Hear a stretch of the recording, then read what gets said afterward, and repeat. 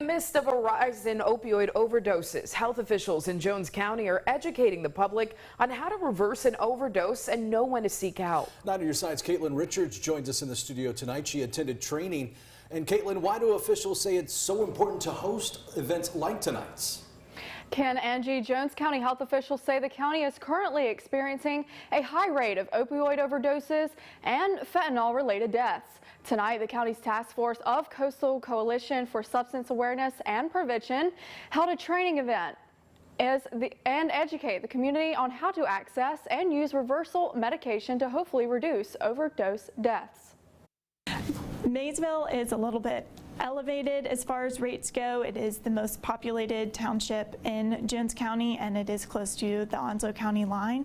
So we do see a little bit of an increase in Maysville, but it's important that really every community in Jones County and every community in the east have access to this kind of training and access to naloxone.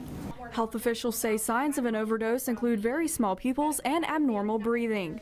They add when seeing someone turn blue, that's a very late sign of decreased level of consciousness.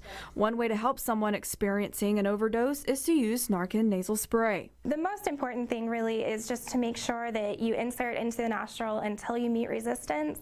That way, once you actually depress the plunger, the medication doesn't just run down the face. It does stay in the nasal cavity where it can be absorbed. Paramedics say it's important to get them Narcan as quickly as possible. Every minute counts when it comes to preserving brain tissue and being able to breathe. Schramm adds it's very important to go ahead and also call 911. So not every overdose is the same, and there's a lot of stigmatization surrounding drug use and overdose in general, but it can happen in many instances, especially with generic prescribed medications.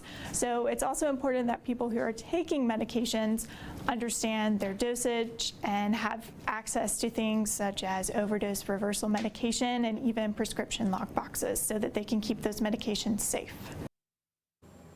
If you are unable to attend the training, Jones County Health Department has overdose reversal medication for free. They also will be able to provide substance abuse resources. For more information, we have a link at WNCT.com. In studio, Caitlin Richards, 9 on your side.